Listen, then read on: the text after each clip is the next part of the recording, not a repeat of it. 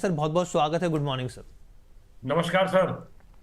Sir सबसे पहला मेरा सवाल सर, बाजार में जिस तरीके से हमने फ्राइडे को भी देखा, ये लेवल्स हैं सर, अब जहां पर आके खड़े हो गए हैं, आपका क्या मानना है यहाँ पे? क्या ये गिरावट और बढ़ती हुई दिख सकती है? इस तरह की संभावनाएं हैं? मेरे हिसाब से प्रोबेबिलिटी बहुत कम है सर जी कि हम वेव थ्योरी में आंक रहे थे तो हमने सोचा था कि फोर्थ वेव की करेक्शन पिछली बार 25,693 पे कंप्लीट हो गई थी और नया इंपल्सिव मूव स्टार्ट हो चुका था, पर वो फिर तीन वेव में कंप्लीट खत्म हो गया। तो उससे लगता है कि शायद ये फोर्थ वेव की करेक्शन ही चल रही थी और ये शायद कल पूरी हो गई है। जब तक बाजार 25,595 को डिसाइसिवली ब्रीच नहीं करता है तब तक मैं बेरिश नहीं हूं। उसके बाद फिर हमें नीचे के लेवल की बात करनी पड़ेगी। तो मेरे हिसाब से बाजार अगर इसको ब्रीच नहीं करता है आज या कल में, तो हम 27,000 की तरफ बढ़ रहे हैं। जो बजट रैली की जो लोग उम्मीद कर रहे थे उसको आने की प्रोबेबिलिटी अब बहुत बहुत बढ़ गई है।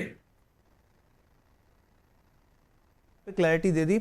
आप ये बताइए सर कि क्योंकि अब नतीजों का भी सिलसिला शुरू हो गया, अब तो निफ्टी 50 की भी बहुत सारी कंपनियों के नतीजे आने हैं सर, और हमें याद है कि जो बाजार की पिटाई शुरू हुई थी, वो अर्निंग का जो नंबर्स थे वो बहुत ज़्यादा इंप्रेसिव रहे नहीं थे, उसके बाद से दबाव देखने को मिला था। आप कैसे देख रहे हैं आगे की स्थिति? क्योंकि अब जो है बजट भी आ गया, मुश्किल से 13-14 दिन बचे हैं यहाँ पर, और यहाँ पर जो है नतीजे का दौर भी शुरू हो चुका है, खासतौर पर जो बड़ी कंपनियों के इस हफ्ते नतीजे आने जा रहे हैं। ये कितनी बड़ी भूमिका निभाएंगे यहाँ पर?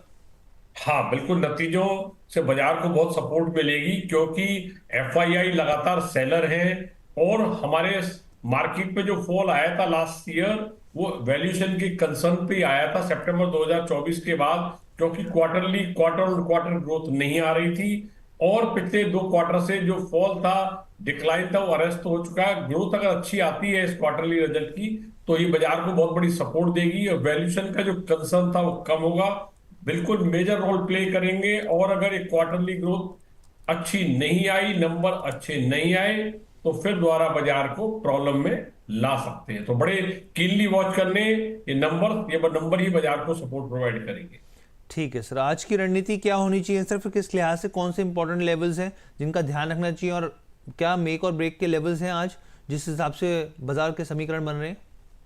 देखो, पहले तो मैं आपको सर वीकली रेंज बता दूं। जी 25,325 से लेके 26,250 तक की प्रोबेबिलिटी होगी बाजार की। और बाजार जब 25,900 के ऊपर किसी दिन भी डिसाइसिवली बंद हो जाएगा तो हम मान लेंगे कि करेक्शन खत्म हो चुकी है और बाजार अब नए हाई की तरफ फिर चल पड़ेगा। तब तक बाजार में वॉलेटिलिटी रह सकती है। कौन से नीचे के लेवल्स लेवल बताए सर आपने, माफ कीजिएगा? 25,900। 25,900, ठीक है सर।